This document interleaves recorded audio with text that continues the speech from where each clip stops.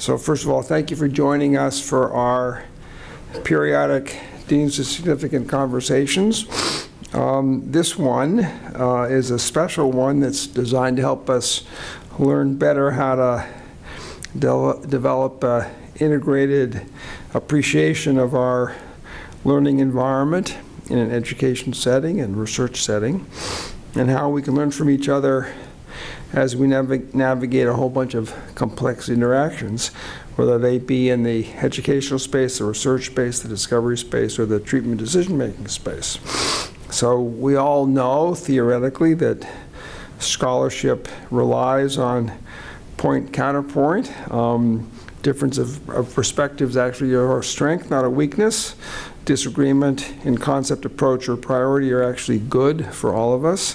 It's how we develop our own individual logic models, our appreciation of our thought processes, refine our methods and approaches to discovery, and how we integrate all that information. So, if you will, the essence of academic medicine is, in fact, in dialogue and disagreement. And so, while it is often said that discovery favors a prepared mind, it also favors the mind open to the unknown and to differences, and how those differences in perception, meaning, interpretation of data are real.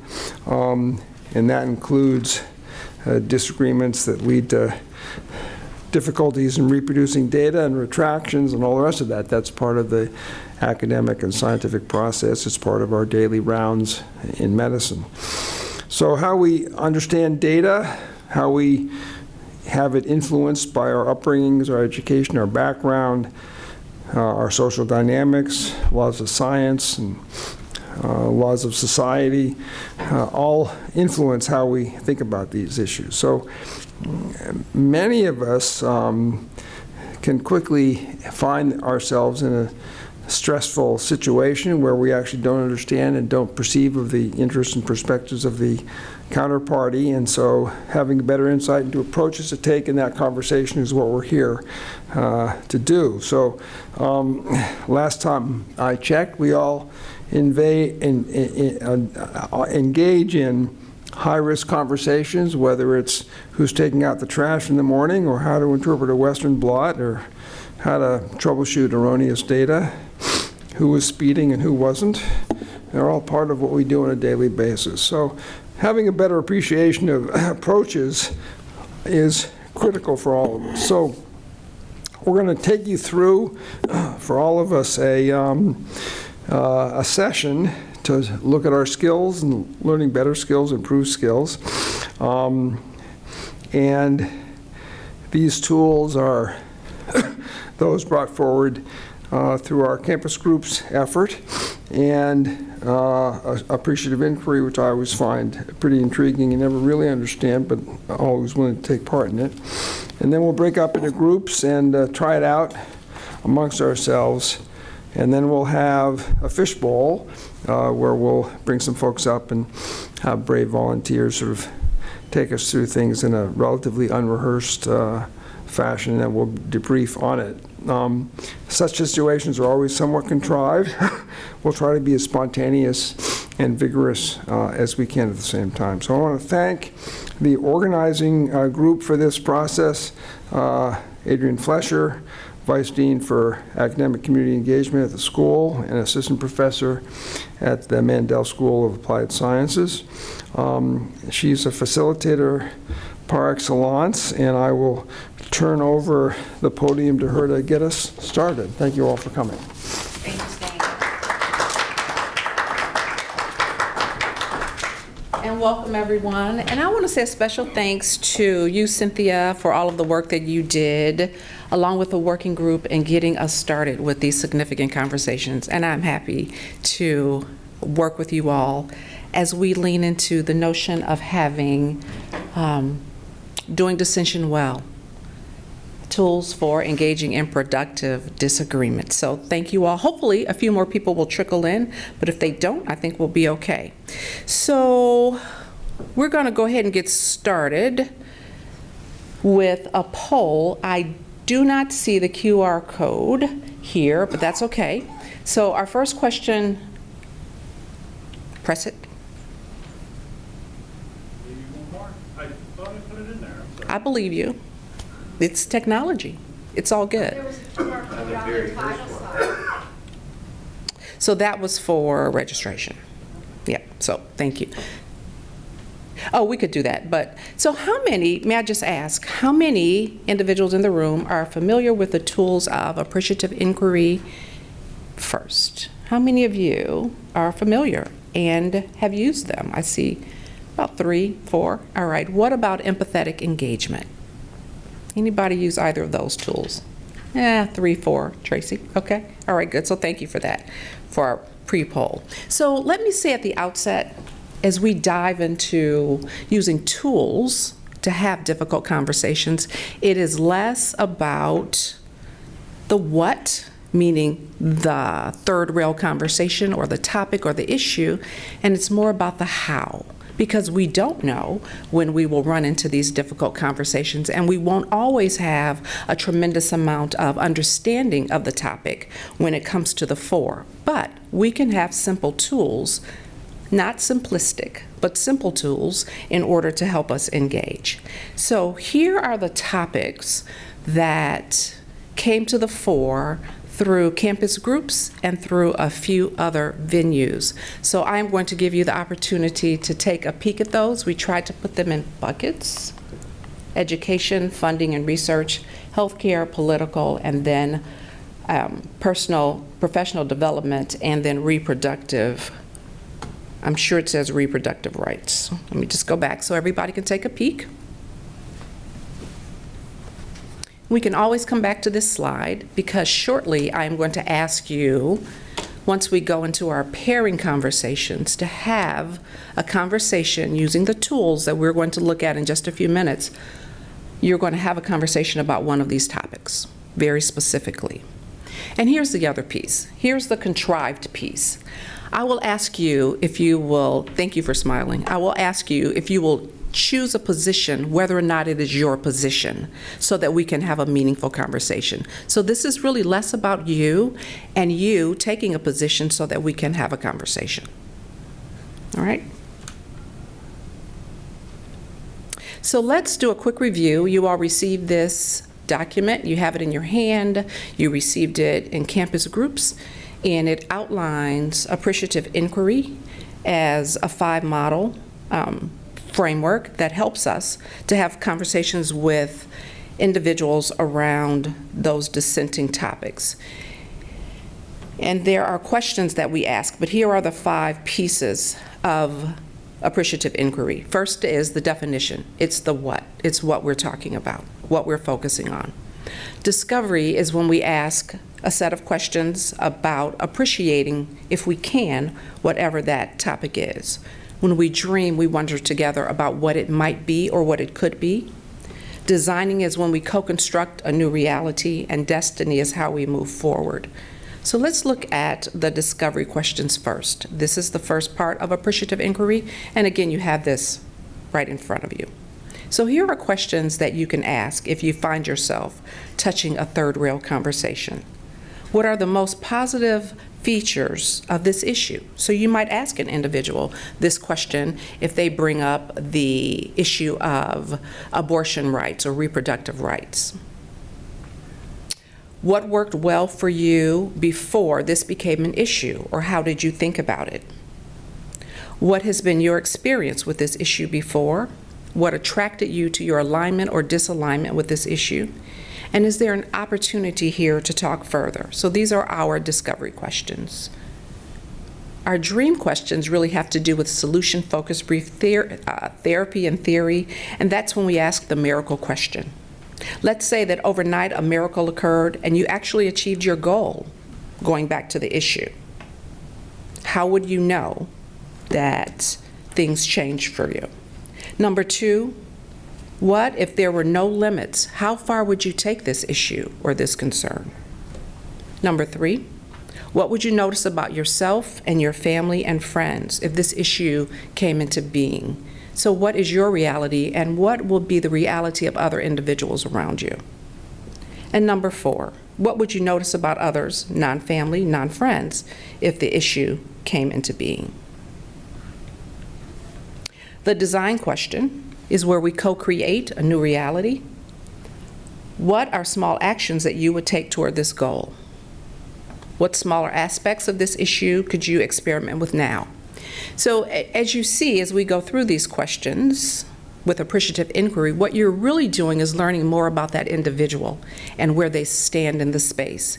And with appreciative inquiry, your job is not to change their mind, but to understand their positionality and continue to engage in conversation. Number 3, what kinds of things can you see trying for yourself regarding this issue? If you were to act as if this issue were a reality now, how would your life be different?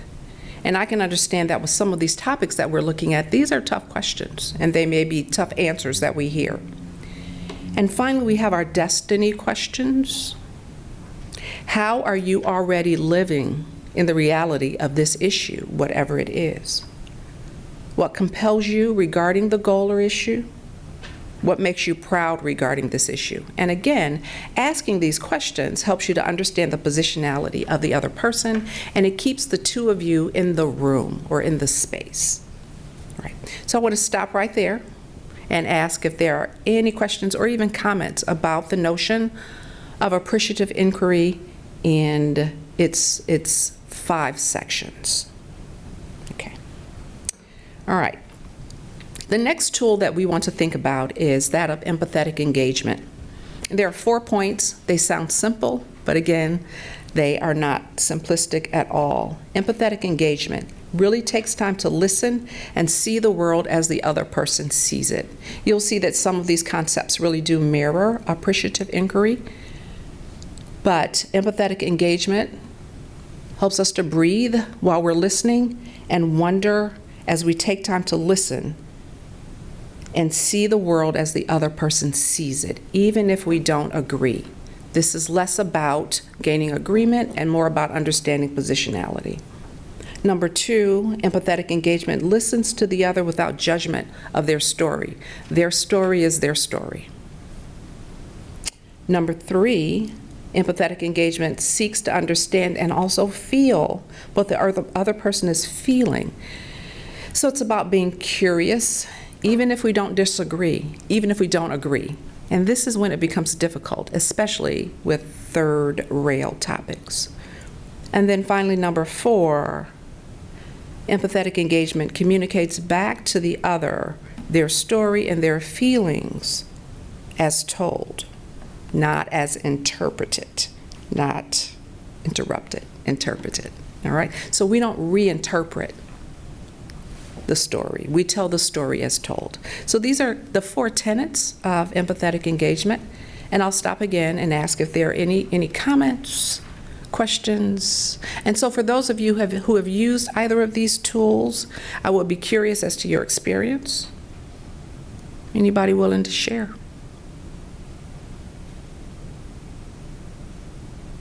It's okay if you're not. We're going to give you an opportunity to talk in pairs. Cynthia, were you going to?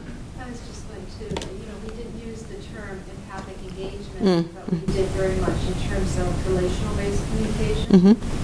And what happens, quite frankly, is that you immediately can make connections to other people. Yes. Do this in a skillful way and make progress even more quickly, certainly in the clinical space, as well as within difficult conversations. So they are very powerful tools. Thank you. They are very powerful tools. Anyone else? All right. So here's what I would like to do. I'd like for us to go into pairs. Each of you has a sticky. You either have a yellow one or a purple one. And beginning with the last row, there are 2 chairs next to each other, one with a purple sticky, one with a yellow. I'm going to ask you to sit in pairs with someone with the opposite color as yours, and we're going to begin some conversations in just a moment. So why don't we just shift to beginning with the last row, and then in the back, we also have lots of seats for 2 people with either a purple or yellow sticker to sit next to each other. And if you know each other, I'm going to ask that you sit with, I know, I saw that face. I'm going to ask that you sit next to someone you don't know. I know, it's challenging. We're going to start off that way. So chairs are back there. You'll find them. I tried to space everyone out. Perfect. So we have one more person coming in, and I'm going to ask that that person join one of the groups of 2. So here's what we're going to do. Hi, Dr. Yepes Rios.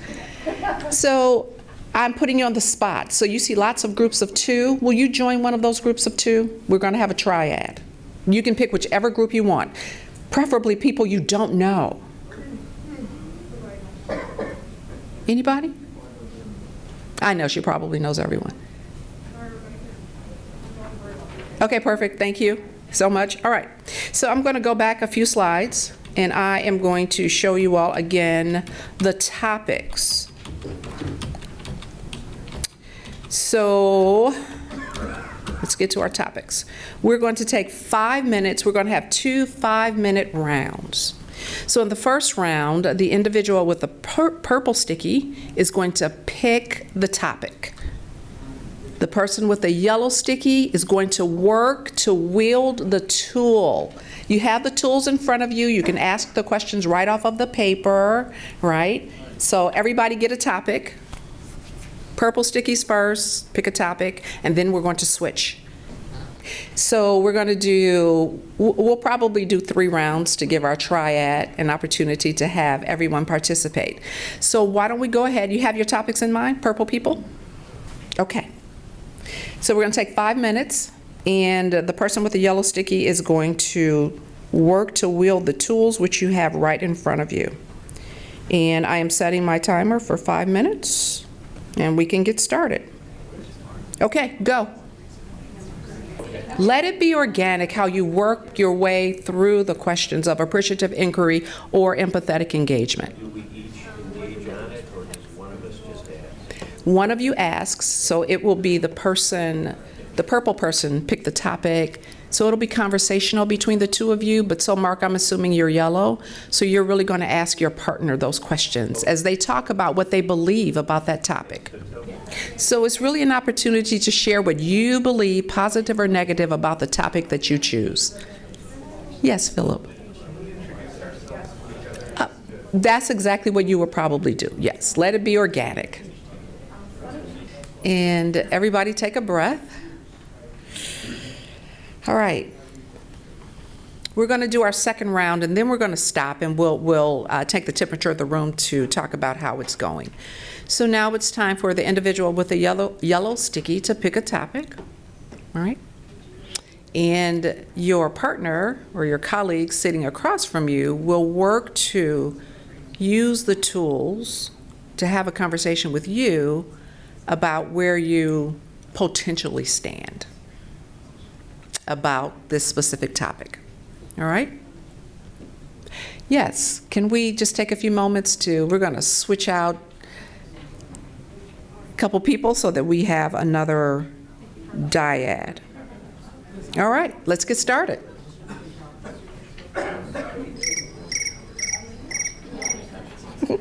All right, our 5 minutes is up. So we're going to move to a really quick poll so that we can learn together about which tool had any utility for you at all. So the question is, which tool do you think will have the most utility for you? It's not showing up. Tracy, is it showing up on yours? Yes. Perfect, okay. 38% for appreciative inquiry, Okay. and 62% for empathetic engagement. Okay, 38 and 62%? Okay, perfect. All right, thank you. Thank you all for voting. All right, so here's what I'd like to do. I'm looking at the time, and I know we're not rushed, but, let's do one more round with the same people. I'm going to go back to our topics again so that you can see them.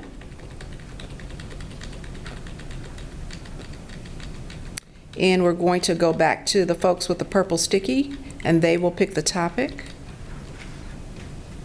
Here are your topics. And the bottom row, I know it's difficult to see, reproductive rights, is IVF. Is IVF, Safety and ethical, thank you. reproductive and abortion rights, or criminalization of miscarriages and stillbirths. Thank you, Tracy. All right. So we're going to get started, and you have 5 minutes. Go ahead. All right. So our 5 minutes are up. Okay. So I just want to ask, how did it feel to attempt to wield one of the tools, either appreciative engagement or appreciative inquiry or empathetic engagement? How did it feel? Did it feel contrived? Did it feel natural? Did one feel more contrived or natural than the other? How did it feel? Philip? Oh, thank you.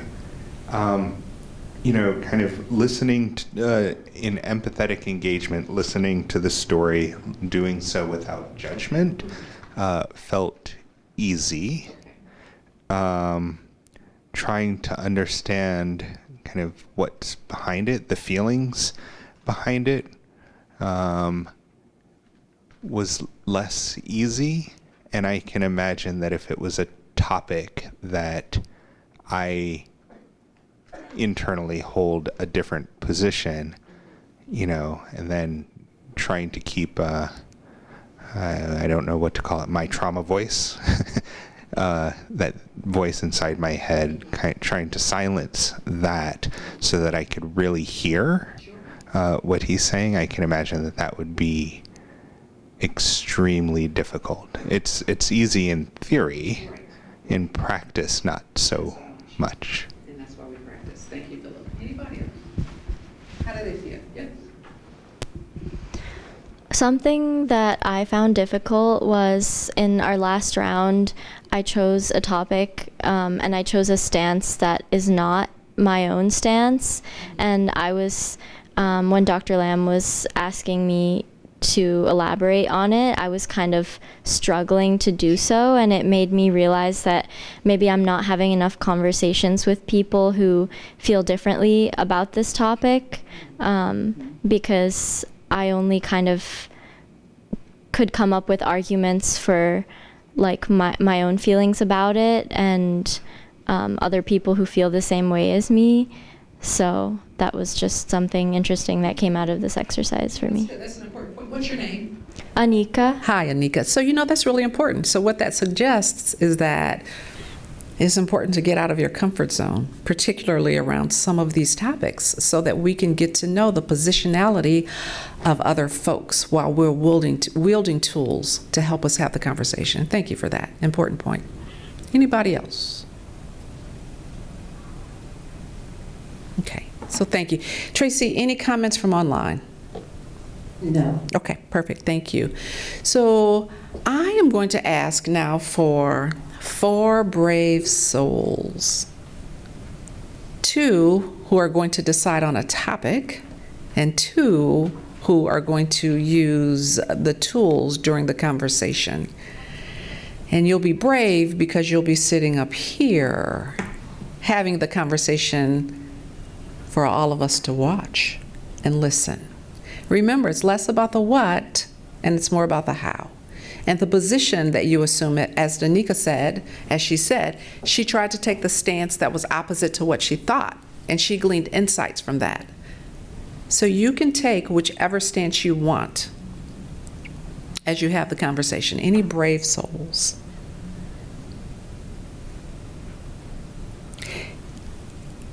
Going once?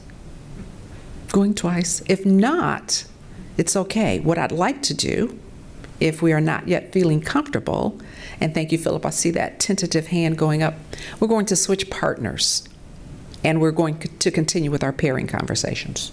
Is that fair? How does that sound? Terrific.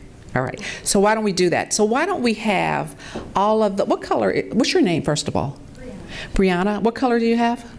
Purple. So I'm going to ask that all of the purple people shift one chair over. All right.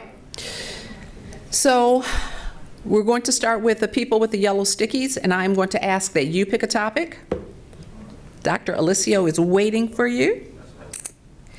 So the individuals with the yellow sticky, please pick a different topic.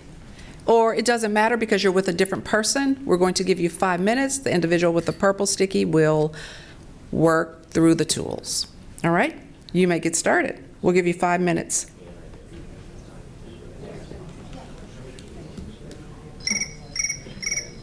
All righty, our 5 minutes are up. So I'm going to give you the opportunity for 5 more minutes, and this time you'll switch. You'll stay with your same partners, but the other individual will pick the topic, and you'll have your conversation. And then after this round, we're going to talk about the topics you picked, because I'm interested, and we'll talk a little further about the use of the tools or not, whether or not they have any utility, and then we'll go ahead and maybe we'll go home early today. All right, so why don't you go ahead and get started with your next 5-minute round with the other individual picking the topic and the other partner wielding the tools. And feel free to get started now. All righty. So our 5 minutes are up. Everybody take a breath. So if you don't mind sharing with me, which topics came to the fore for you as an individual? If you don't mind sharing.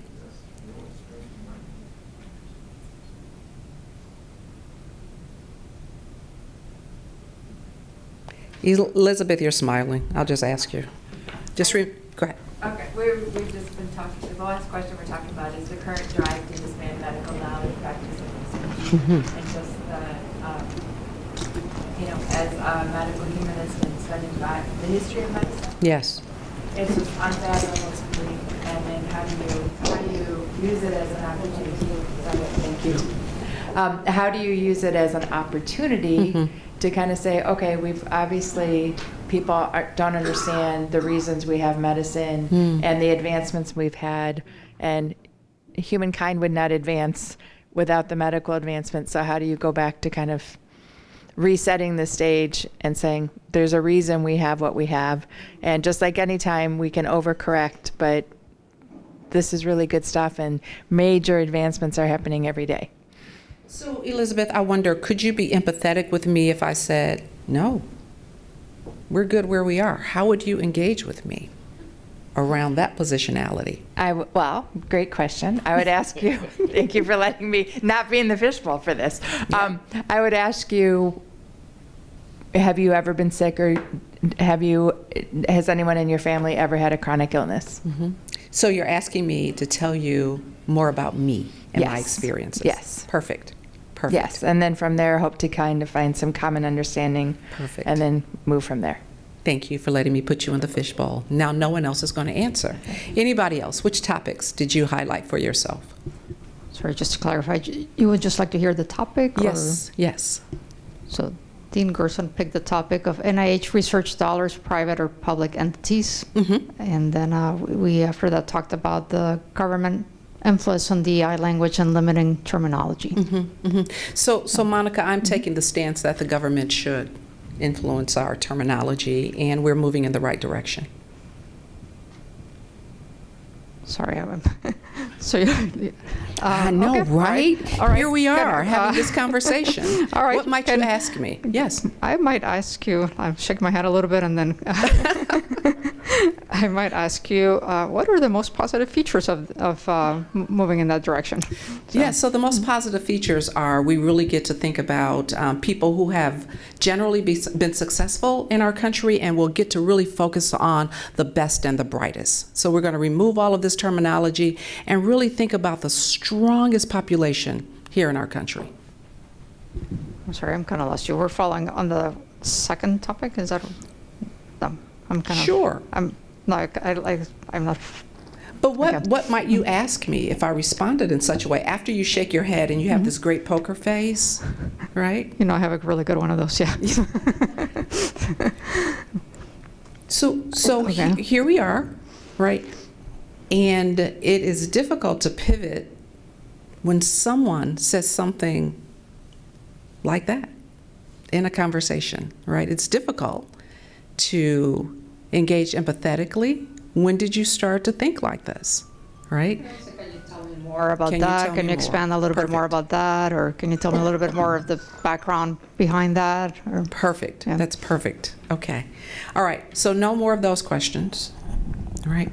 So again, I'm going to go back to the question of empathetic engagement versus appreciative inquiry. Which one do you feel would work best for you? Thank you for letting me use you as a guinea pig, Monica. You can yell at me later. Okay. What do you think? Which one works best for you? And I know we took a poll earlier, but in real time, after trying it, which one might work best for you? I think the destiny questions would work better for me because sometimes if people have like such a different opinion than me, I don't know where they're coming from. So, and I won't even be able to like respond to them because like sometimes they'll say something so far out of left field that I'm like, I've never thought of this. I don't know how to respond. So I would just like gather more information from them to see like where we dissent and where we agree and then go from there. Thank you. Tell me your name. Melina. Thank you, Melina. All right. One more comment. Which tool will work best for you and why? I think within the time constraints, it was easier for me to engage empathetically.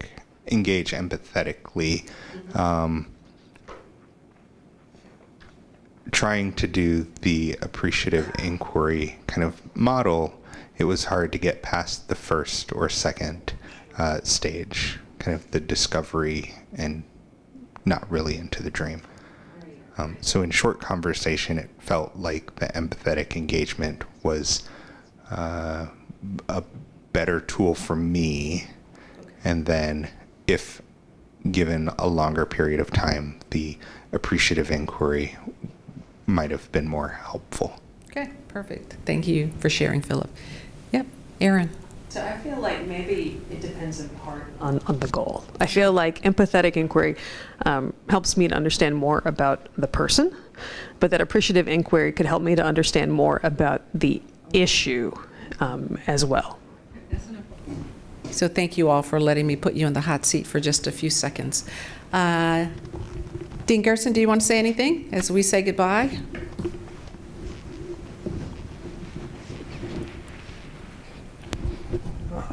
Just because of my activities, I might have more experience in the day-to-day on these things, but I'll tell you, I certainly don't have more perception or abilities than any of you do, and I think I'm going to encourage you to speak up rather, about the approaches that you want to take and how you learn from each other. I found this to be curious, and my own gut on the question asked about appreciative inquiry versus the empathetic attention is none of us got terribly emotionally engaged or sided in these structured activities, but we could have. And if and when and how, my gut is that you were going to rely on the empathetic effort to decrease the pressure of the conversation. But if you want to get into the depths of it, you actually will utilize the appreciative inquiry approach, because that gets you to sort of dive into where the perceptions come from. So. Thank you, Stan. And I will put in a shameless plug for the Bridges Retreat, which is coming up on April 28th from 12 to 4 at HEC, and we are bringing in Dr. Ronald Fry to really take us in deep on appreciative inquiry. We will also spend a little bit of time with Dr. Jenny King from the Mandel School to help us with our own self-regulation, because we know that self-regulation is connected to how we engage with one another and the very important topic of respect. So make sure you sign up on campus groups for the Bridges Retreat. So thank you all very much.